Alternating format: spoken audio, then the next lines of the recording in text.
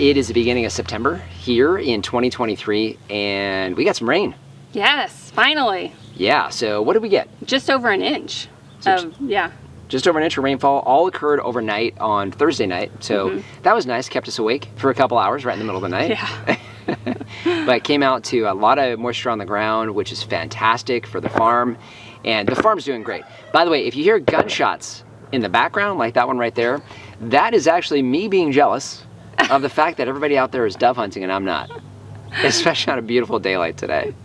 So it's dove season, so we got gunfire around the farm. I don't mind at all, because again, I'm jealous that they're out there and not me. So one of the things that we came to last night was we came out to a bunch of Japanese beetles.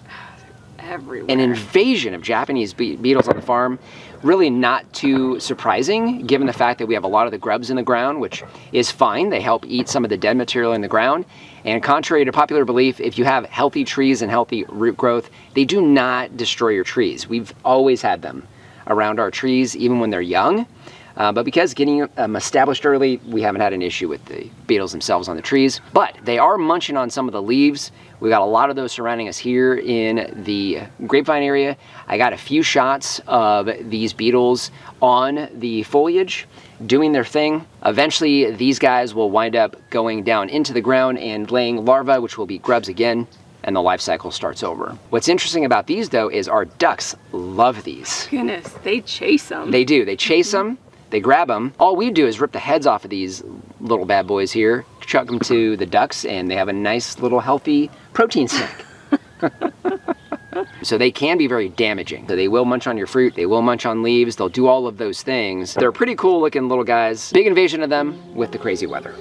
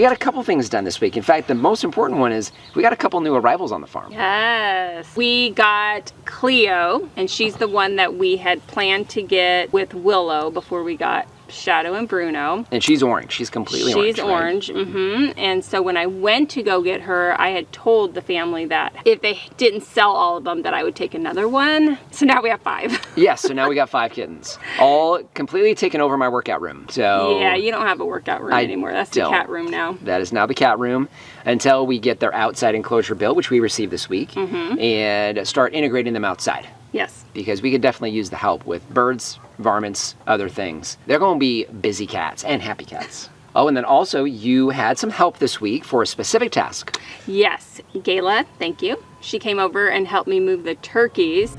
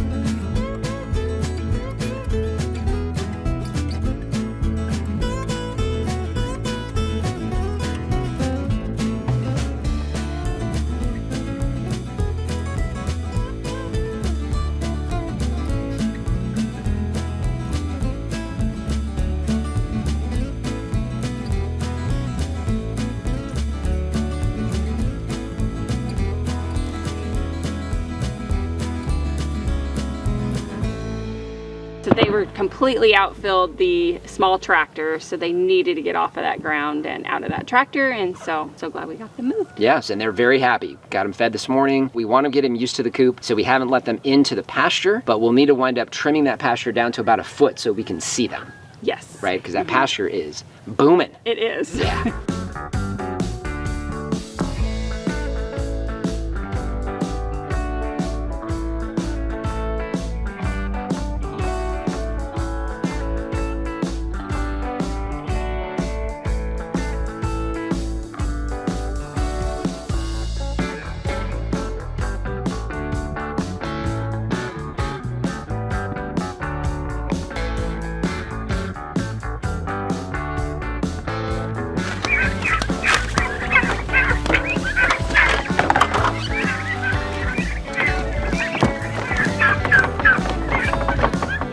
Hi, turkey.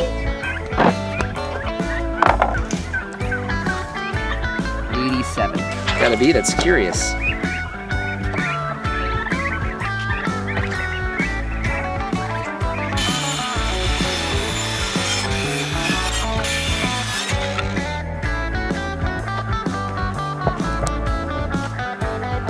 Oh, that's a clump. Nah.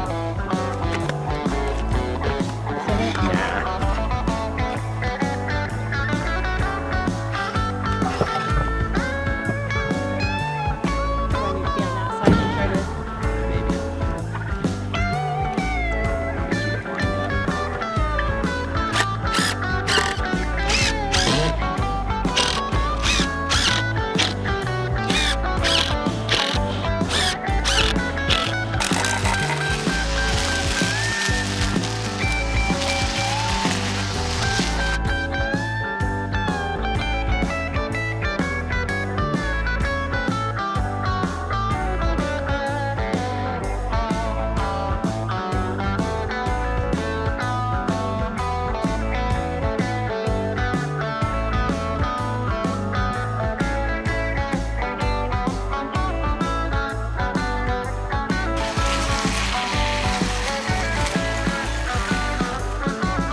So when we had this house built, Dwayne and I both wanted different things in the kitchen.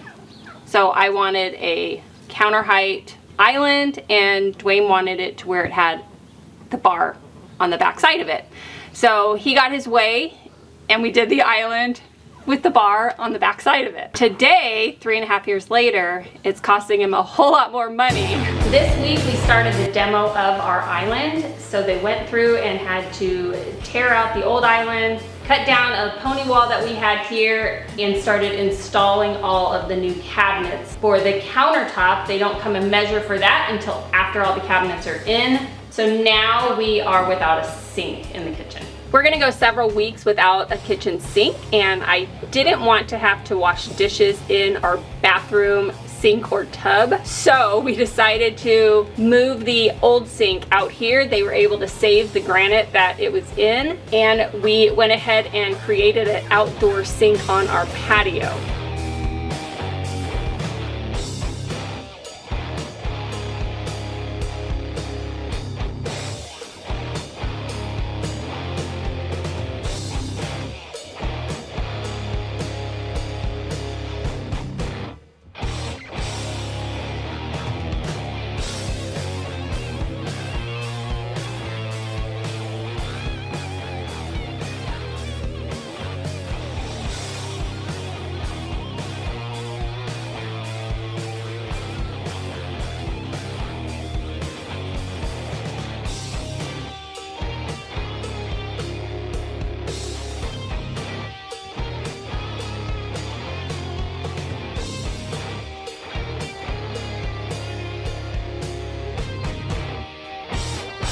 Now this is obviously temporary until we get the kitchen island completed inside the house, but at least I have an actual sink that I can do dishes in, even if it is outside. We'll eventually reuse this as an actual outdoor kitchen, most likely, but that is down the road and another episode. So we got end of a long weekend, right? So it's Labor Day today here in the United States, and we were busy, as usual.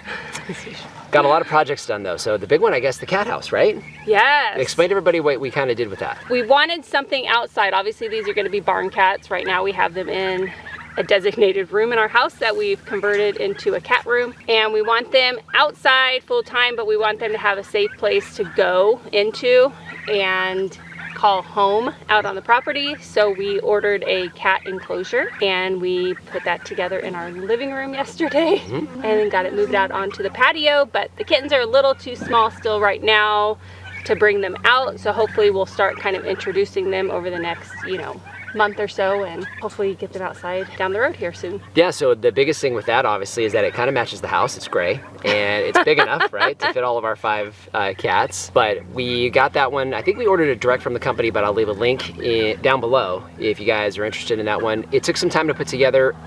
I wouldn't say it's the highest quality thing, but it's not bad. No, yeah, it's not bad. It actually did go together easily. It just took time.